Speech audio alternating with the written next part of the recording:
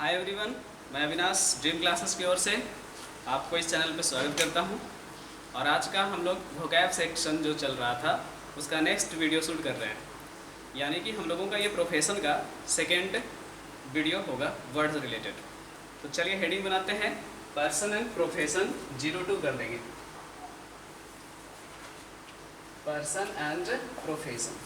अब टारगेट आज का रखिए कि इसको हम लोग लास्ट कर पाएँ।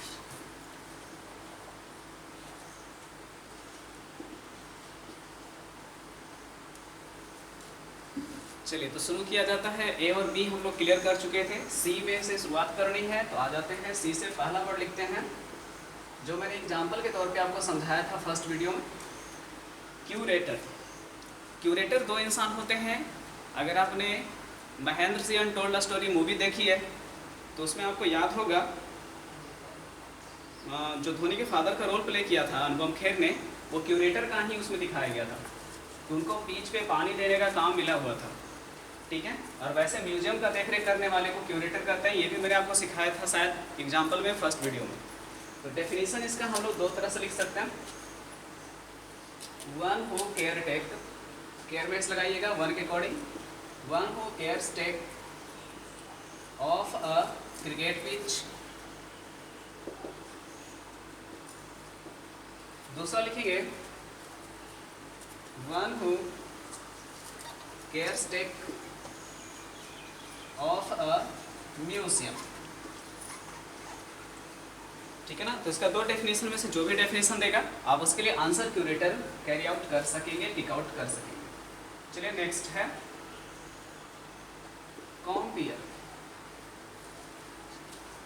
अब देखें, ऐसा नहीं सोचना इस बारे में कि ये कंपैरिजन से रिलेटेड कोई वर्ड आता है। कॉम्पेयर जो होते हैं वो होते क्या है ना, जैसे मान लेते हैं कि कोई अवार्ड शो है। अब उस अवार्ड शो में बेस्ट कोरियोग्राफर का अवार्ड दिया जाना है अगर फिल्मों से रिलेटेड है, बेस्ट एडिटर का, है ना, बेस्ट डायरेक्शन के लिए, बाकी तो आप जाने ना, बेस्ट एक्टर, बेस्ट को एक्टर, बेस्ट एक्ट्रेस, ये सब का अवार्ड दिया जाना। ये सब अलग अलग नाम होते हैं ना। ये अलग अलग नाम का जो अनाउंसमेंट करता है स्टेज पर आने वालों का, वो अनाउंसर को ही कहते हैं क्या, कॉम्पेयर। तो चलिए डेफिनेशन लिखते हैं। One who announces, one who announces names of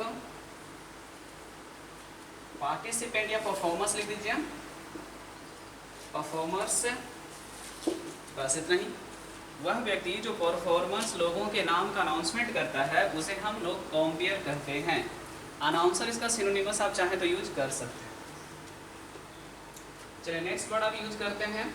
ये वर्ड मैंने आपको पढ़ाया था शायद पर्सनालिटी ट्रेट में, याद होगा आपको, ठीक है ना। रिलेट कर सकते हैं कि जो हम लोग फिल्म की शूटिंग्स वगैरह में हेलीकॉप्टर्स देखते हैं उसे चॉपर भी कहते हैं। अगर वो पर्सनल है, मतलब गवर्नमेंट के लिए हेलीकॉप्टर कहलाएगा, लेकिन अगर कोई पर्सनल व्यक्ति अपने लिए यूज करता है छोटा सा हेलीकॉप्टर तो उसे चॉपर कहते हैं। लेकिन यहाँ क्या है, सॉफर है, फ पढ़ेंगे वहाँ पे प होता है। तो सबसे पहले ये होता कौन है तो इसका भी रिलेशन व्हीकल से, लेकिन ये व्हीकल को चलाने वाला होता है क्योंकि हेडिंग ही नाम है पर्सन और प्रोफेशन। तो चलिए, one who drives private cars, यानी आप ड्राइवर अगर कहते हैं ना तो ड्राइवर आप खुद हैं, आपकी ही कार है और आप ही उसे ड्राइव कर रहे हैं तो आप ड्राइवर हैं। अगर आपने किसी पेशेवर को रखा हुआ है तो वो आपका कार ड्राइवर क्या कहलाएगा, तो शॉफर कहलाएगा। तो थोड़ा सा डिफरेंस है, ड्राइवर का मतलब कॉमन वर्ड हो जाएगा और ये प्रोफेशन टर्म हो जाएगा।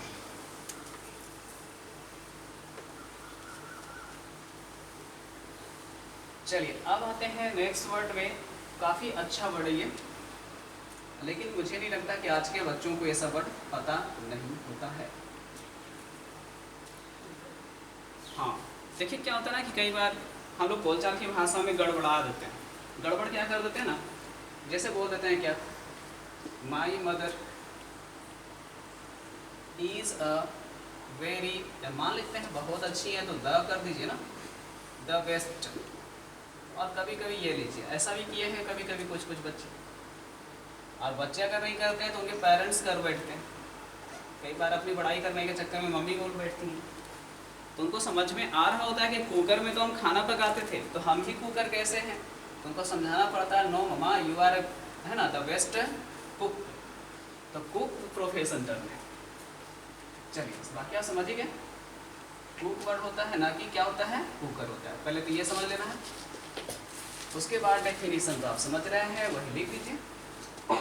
वन हु कुक्स समथिंग, कुक्स समथिंग, यानी कुक वर्ब टर्म भी है, नाउन टर्म भी है। चलिए जिनका काम खाना बनाना होता है वो कुक होती है।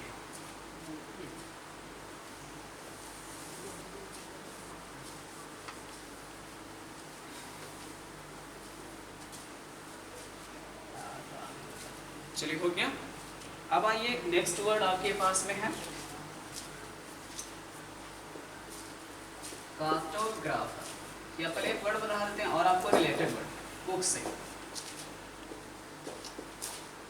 CHE।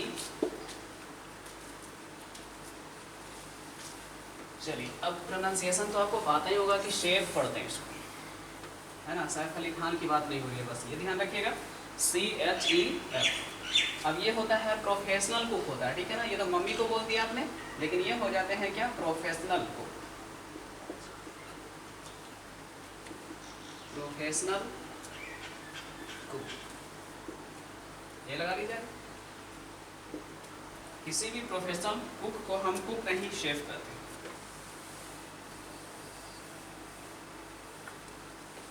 चलिए आगे बढ़ते हैं। नेक्स्ट आपका जो वर्ड होगा उस पे आते हैं।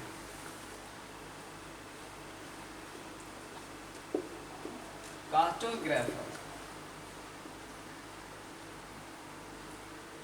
देखिए अगर आप लोगों को कई बार आता है क्वेश्चन OWS में बहुत सिंपल सा कि वन हु ड्रॉ मैप्स, ठीक है, तो हम लोग क्या सोच रहे होंगे ना कि मैप से रिलेटेड कोई वर्ड होगा, और हो सकता है कि ऑप्शन में मैप मेकर भी दे। मैप मेकर कॉमन सा एक वर्ड आपको दे दे, लेकिन आपको चाहिए क्या होता है, कार्टोग्राफर। ओके, डेफिनेशन क्या हो जाएगा, वन हु ड्रॉ, ड्रॉ में लगेगा, प्लूरल है सिंगुलर है। अब मैप्स लिख दीजिए MAPS, कार्टोग्राफर। चलिए प्रोफेशन से रिलेटेड अगला वर्ड देखते हैं, कैलीग्राफिस्ट।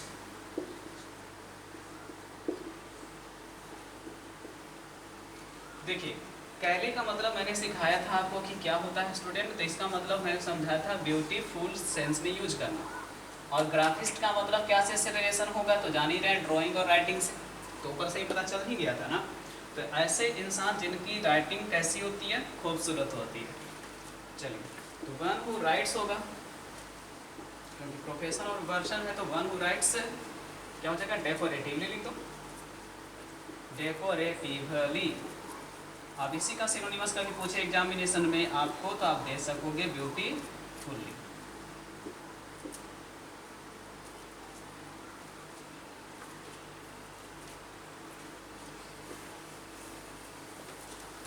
चलिए अब एंटोनिमस याद है तो ठीक है, नहीं तो फिर हमको समझाना पड़ेगा कि कैलीग्राफिस्ट का मतलब तो हो गया अच्छा खूबसूरत राइटिंग लिखने वाला। लेकिन कई बार किसी किसी की हैंड राइटिंग हम लोगों को जब नहीं पढ़ने में आती है और प्लस समझ में भी नहीं आता है कि कैसे लिखा होगा इसमें, आपकी ही स्क्रिप्ट यानी लिपि में लिखी होती है, फिर भी आप पढ़ नहीं पाते हैं, तो इसका एंटोनिमस क्या यूज कर देते हैं, कैको। और लिखने वाला इंसान ग्राफिस्ट तो होगा ही, ठीक है ना।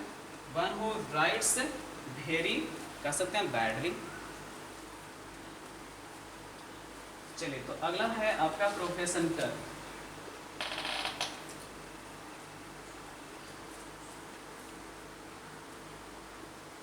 सेंटिनरियन। देखिए आज के समय के हिसाब से देखा जाए तो औसत जो हम लोगों का जीवन काल है ना वो घटता चला गया है। लेकिन ठीक है, बाय द वे आप लोग कभी कभी Guinness book of world record की बातें सुनते होंगे, उसमें किसी पर्सन ने है जो कि 100+ एज का है, जो कि रिकॉर्ड बनाया ऐसा, तो उस इंसान को कहेंगे जिसका एज 100 साल का हो गया, क्योंकि सेंट का मतलब ही होता है 100। आपको याद होगा ना, परसेंटेज के टॉपिक में पढ़े थे ना, परसेंट यानी प्रत्येक 100, तो वही सेंट मतलब 100 तो पहले से ही पता है। और IAN लगाने से भी किसका सेंस आता है? तो पर्सन का ही सेंस आता है। बस लिख देना definition, a person of 100 year old. A person of 100 year में एस लगाने का जरूरत नहीं है, क्योंकि लास्ट में एक वर्ड है ना अभी, ठीक है ना, नहीं रखा तो एस लगा।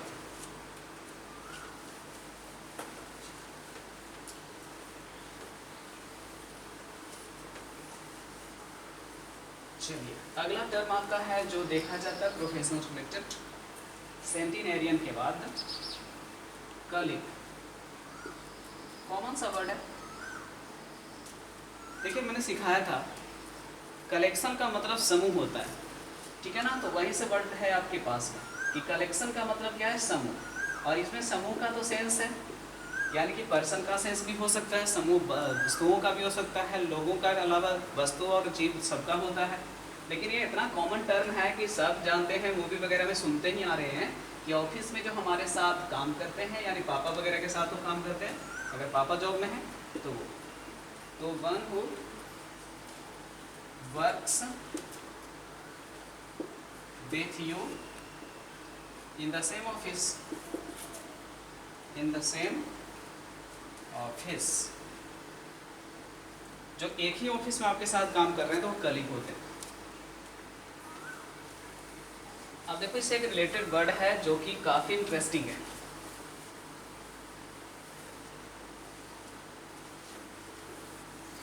अब देखो क्या है, आपने सुना होगा कि टेम्पोररी का मतलब होता है जो थोड़े समय टिके, लेकिन अगर आप उसके आगे कन लगा दोगे ना तो वो वर्ड का मीनिंग पूरी तरह से बदल जाएगा। कंटेम्पोररीज कर दो, क्योंकि कभी भी कंटेम्पोररी बोलते हैं तो दो आदमी का कम से कम सेंस होगा ना। जैसे ठीक है, अकबर शासन कर रहा था तो उसके शासन काल में था उसका सबसे चतुर मंत्री, याद होगा आपको, बीरबल की खिचड़ी, यानी बीरबल पढ़े थे तो दो इंसान की चर्चा होती है, अकबर की चर्चा भी होती है, बीरबल की भी होती है। इसलिए कंटेम्पोररी वर्ड से ज़्यादा कंटेम्पोररी लिखा जाना बेहतर होगा। लिख दीजिए पर्सन में लगा के, person okay of same, Akbar और बीरबल दोनों का टाइम पीरियड एक था, तो person of same time period. To लगाने की जरूरत नहीं है, दो से ज़्यादा भी हो सकते हैं।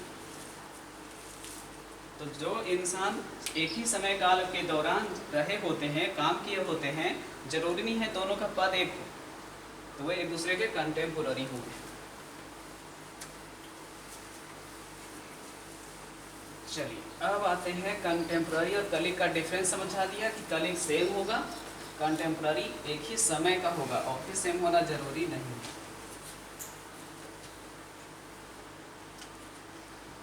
चलिए तो नेक्स्ट वर्ड आपके पास में हम सिखाए थे, फिर से सिखा रहे, क्रिमिनल। कॉमन सा वर्ड है, लेकिन डेफिनेशन जब आएगा तो आपके पास तीन ऑप्शंस आएंगे। पहले ऑप्शन ही दिखा दो तो देखो रिलेटेड वर्ड।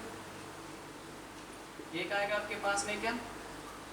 कल्प्रिट, और दूसरा आपके पास आएगा क्या? कल्पेबल। अब हो गया कंफ्यूजन आपको? क्वेश्चन तो इजी था ना, ऑप्शन भी सारे इजी दिख रहे थे, लेकिन अब हेडबुन दिमाग में आना शुरू हो जाएगा, इसलिए डेफिनेशन आपको करेक्ट याद रहना चाहिए था। One who commits a crime, जो कोई क्राइम को अंजाम देता है उस इंसान को हम लोग क्या नाम देंगे? क्रिमिनल। अब इन दोनों का फर्क समझते हैं। कल्प्रिट क्या होता है और कल्पेबल क्या होता है? देखो यहाँ समझना। एबल मतलब योग्य, और ये तो प्रोफेशनल एक टर्म है, तो समझना है जिसे हम दोषी मान सकते हैं, है कि नहीं पता नहीं, लेकिन इतना वो कमजोर है कि अपना डिफेंड नहीं कर सकता है, इसलिए हम उसे क्या कर सकते हैं? दोषी बता सकते हैं। चलिए, one who could be could be said, क्या चीज? कल्प्रिट, जिसे कल्प्रिट कहा जा सकता है, संभावना है, जरूरी नहीं कि वो हो। और कल्प्रिट का मतलब सिर्फ लिखना है क्या? वन हु इज या who has blame of something, जिसके ऊपर किसी प्रकार का आरोप है, और समथिंग का मतलब बहुत ही कॉमन सा, और ये क्राइम है, और क्राइम का मतलब बहुत बड़ा सेंस हो गया, थोड़ा थोड़ा ही अंतर होता है चीज़ों में कभी कभी। ये सबसे खास वर्ड हुआ अभी तक जितना आप सीखे।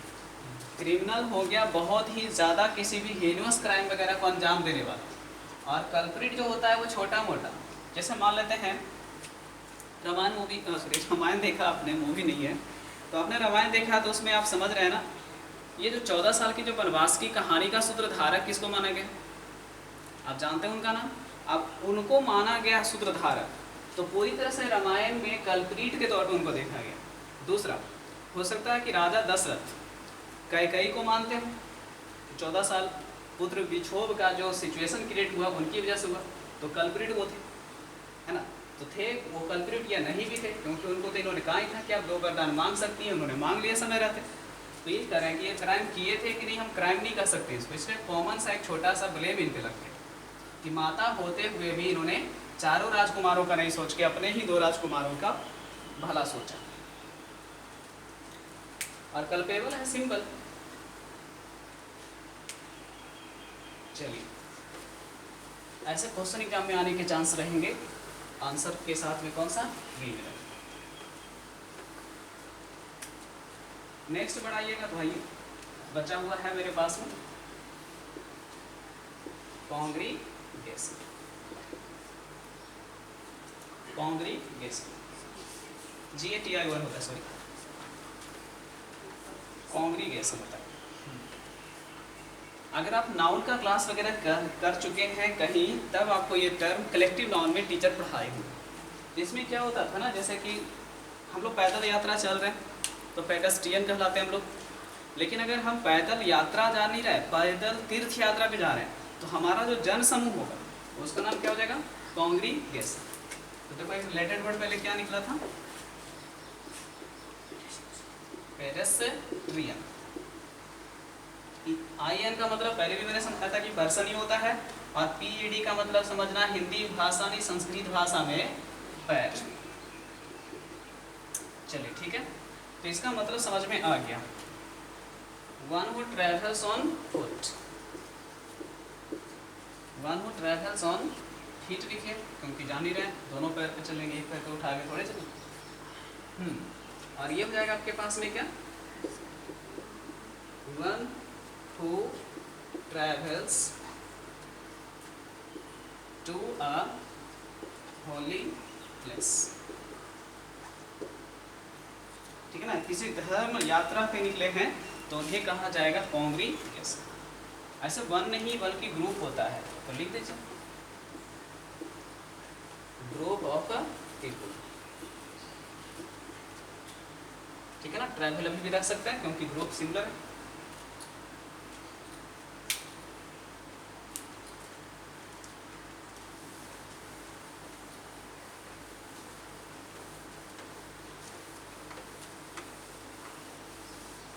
चलिए, ये था सी राउंड, यानी सी से रिलेटेड कुछ प्रोफेशन टर्म्स जो हम लोगों ने फिनिश कर लिए हैं। अब नेक्स्ट राउंड है डी से, तो डी से सबसे पहला शब्द लिखिएगा।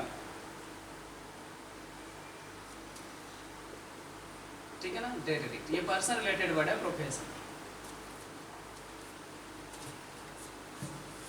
देखिए क्या होता है,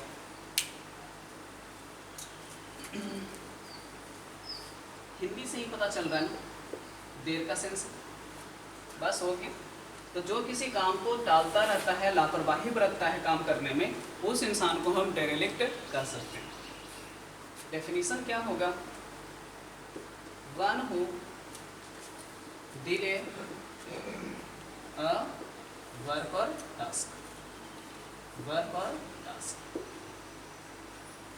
या ऐसे कर सकते हैं, one who does something carelessly।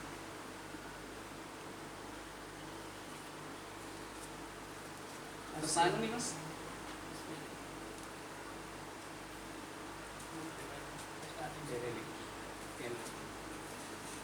हाँ डेरिवेक्ट, अच्छा डबल हो गया है, डेरिवेक्ट, हाँ सॉरी। देखिए सिनोनिमस की बात कर रहे थे जो काफ़ी फेमस है, नेग्लिजेंस, सेंट।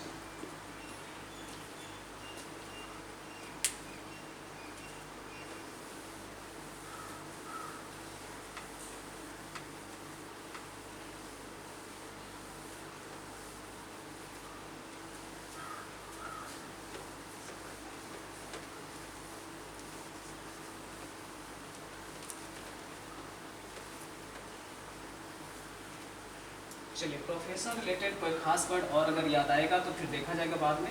अब नेक्स्ट वर्ड आपके पास ई से है, तो ई से एक वर्ड लिखते हैं सबसे पहले, इमेजरी।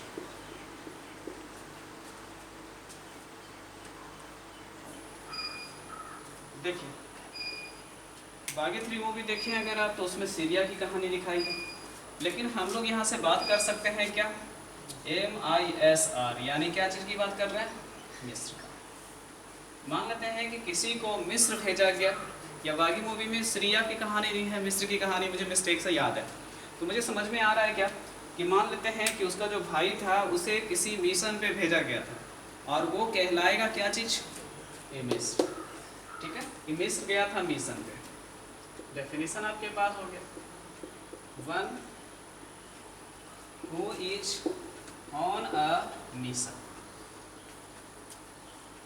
ठीक है, जो किसी मिशन पर गया हुआ सैनिक हो उसे हम कहेंगे सैनिक नहीं, इमिसरी, यानी कि मिशन पर गया हुआ। बाकी तो जेम्स बॉन्ड की मूवी सीरीज देख लीजिए, सब में वो मिशन पे ही रहता है। तो कह सकते हैं example sentence, bonds role in the film of an पेसोसन, समझ ही क्या होंगे, इमिसरी, कि जेम्स बॉन्ड का जो रोल होता है फिल्मों में वो डिपेंड होता है, आधारित होता है क्या चीज़ के लाइफ पे, तो इमेजरी यानी कि दूत के तौर पे, है ना। चलिए, अब देखिए, स्पाई जो वर्ड था वो आपके पास जो होता था वो सेक्रेट के सेंस में यूज होता था, कि one who commit something secretly for his country, जो अपने देश के लिए कोई चीज़ क्या करता है, सेक्रेट रख के करता है। ठीक है ना, इसकी जानकारी किसी को नहीं होती है, जबकि इमिसरी के बारे में जिस कंट्री में आप जा रहे होते हैं उस कंट्री की पुलिस प्रशासन को जानकारी होती है।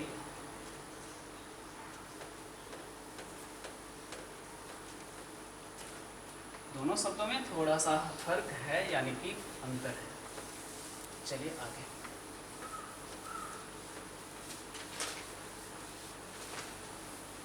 देखिए नेक्स्ट प्रोफेशन टर्म कौन सा है आपके पास में, एमरिटस।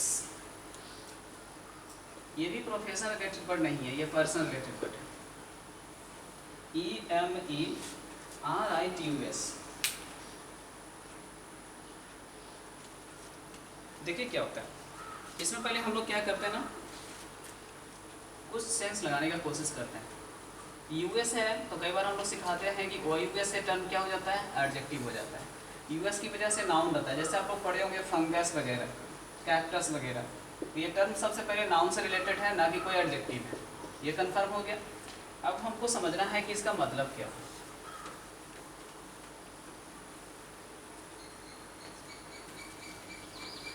जैसे देखिए समझिएगा, ये तो था कि दूत के तौर पे कंट्री, दूसरे कंट्री में भेजा गया था। अब क्या हुआ ना कि दूत के रूप में ये पहले काम किए थे, अब रिटायर हो चुके हैं। फिर से एक बार, दूत के तौर पे भेजे गए थे इमिसरी, लेकिन दूत के तौर पे कभी काम किए थे और अब रिटायर हो चुके हैं, तो वो कहलाएंगे एमरिटस, वन हु रिटायर्स। और रिटायर के साथ सबको पता होना चाहिए कि क्या लगाएंगे भाई, तो फ्रॉम लगाएंगे ना, प्रोफेशनल लाइफ।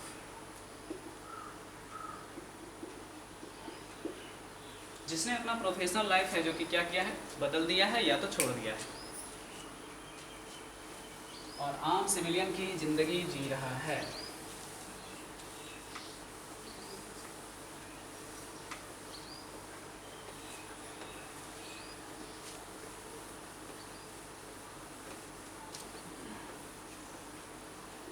तो देखिएगा, अगला टर्म है आपके पास में,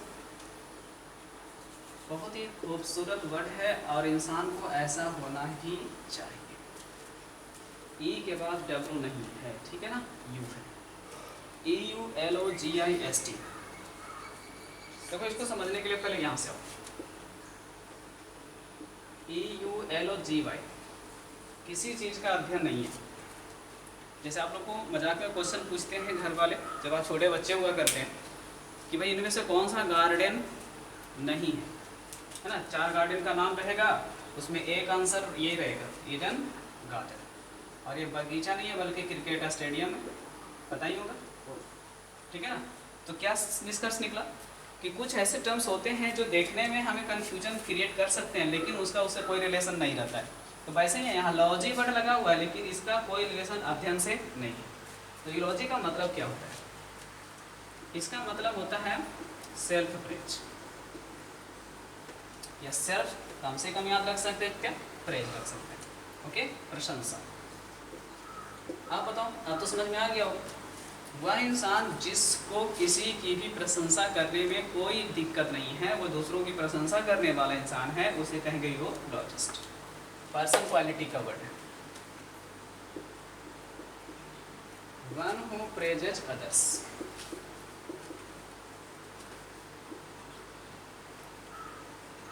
वह व्यक्ति जो दूसरों की बड़ाई करता हो।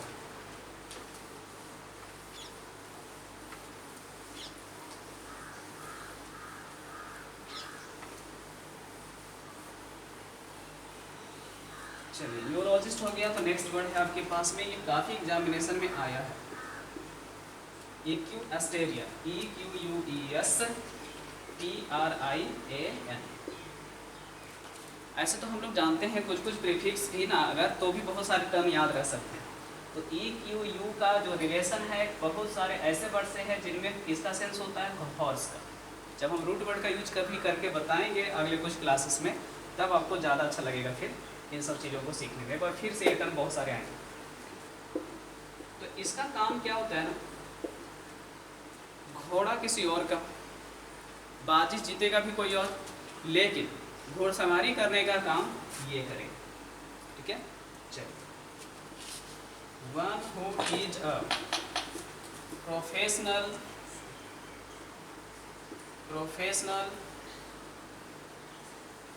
हॉर्स राइडर, शॉर्ट में आप इसे हॉर्स राइडर भी कह सकते हैं।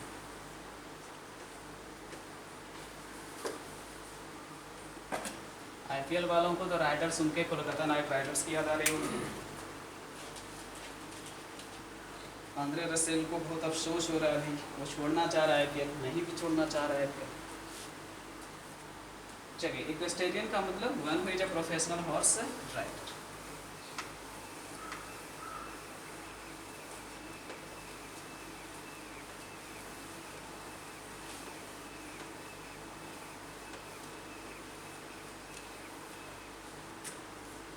देखिएगा नेक्स्ट वर्ड आपके पास जो अब आने वाले हैं ना, वो मजाक है, नहीं समझे?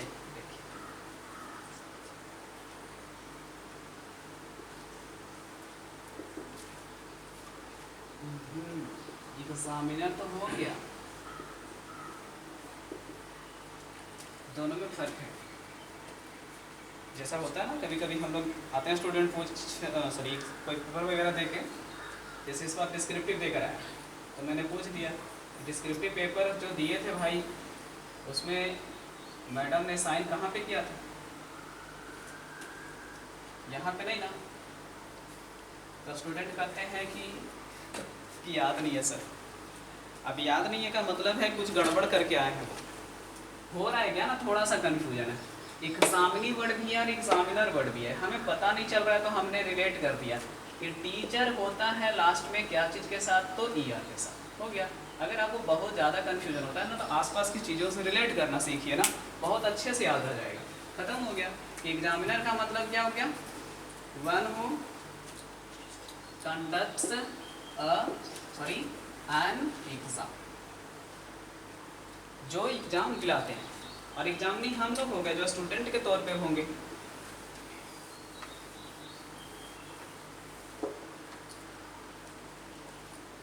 ठीक है ना। वन हु टेक्स, अब ये नहीं सोचना है कि ये गड़बड़ हो गया, गिव होना चाहिए था, one who takes an exam, ठीक है ना। दिक्कत है तो मैंने कहा ये टीचर है और ये क्या है, स्टूडेंट है। चलिए अगला कॉम्बिनेशन एक और सीख लेते हैं ऐसा।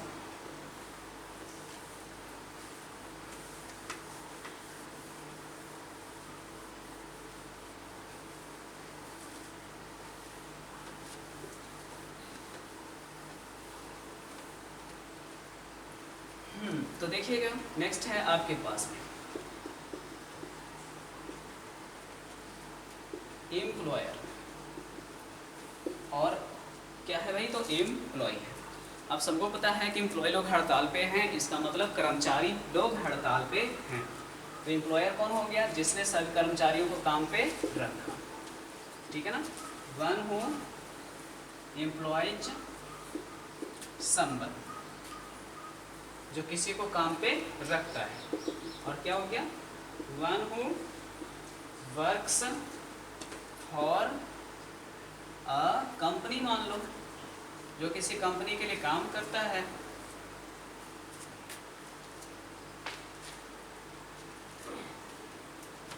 एक पेयर और बता देते हैं अगर आप याद रख सकेंगे तब। टाइप राइटर और टाइपिस्ट। अब इन दोनों में कंफ्यूजन होता है तो बहुत बड़ी गाली पड़ेगी आपको। कौन सी वाली, बहुत बड़े आप वो हैं ना, पता नहीं लोग उसके बाद क्या बोलते हैं, समझ नहीं आया। तो देखो ये लगता है कि जैसे टीचर सिखा रहे थे उस हिसाब से तो आदमी होना चाहिए, लेकिन नहीं, ये टाइप राइटर मशीन होती है और आदमी कौन है, नीचे वाला, ठीक है ना। ये मशीन फॉर टाइपिंग।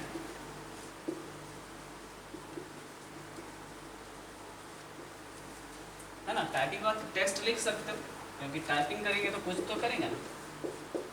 अब नीचे क्या है, वन हु टाइप समथिंग।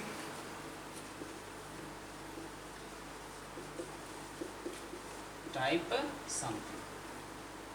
तो ये तीन कॉम्बिनेशंस थे आपके पास में, जिसमें कंफ्यूजन अगर आपको होता था तो अब नहीं होना चाहिए। होता है नहीं बोलिए, होता था बोलिए।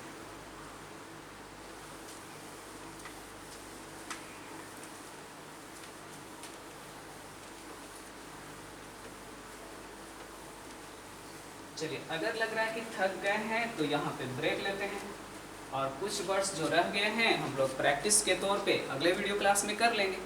तो क्या करते हैं, आपको दो क्वेश्चन दे देते हैं।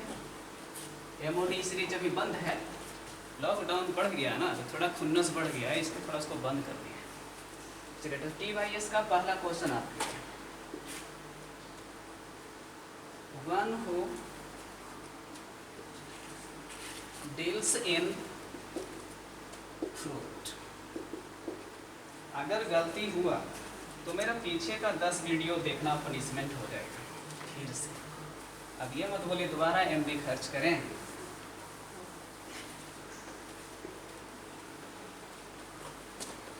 चलिए तो ऑप्शंस आपके पास हैं,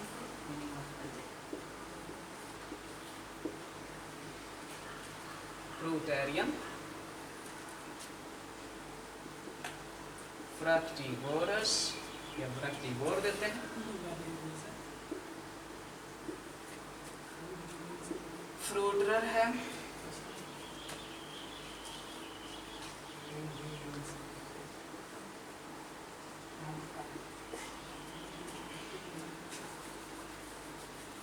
चलिए एक वर्ड और देते हैं आपको, और चार, थोड़ा तो आराम मिले, है ना। अब इस क्वेश्चन का आंसर मुझे चाहिए। एक ही क्वेश्चन रहने देते हैं TYS सीरीज में, आप इसका सारा वर्ड जानते हैं तो तुरंत आंसर कैरी हो जाएगा, और उसके बाद फिर आप रेस्ट कर सकते हैं। क्वेश्चन अच्छा यहाँ पे वन नहीं लिखा गया है, वन लिख लीजिएगा, one who deals in fruit, हो गया, ठीक है ना। तो ये आपका प्रोफेशन सीरीज का सेकेंड वीडियो है। एक वीडियो प्रैक्टिस के तौर पे होगा, जो अगला वीडियो होगा आपके लिए, उसके लिए आप रेडी रहिए और इन सारी चीज़ों को रिवीजन एक बार कर लीजिए।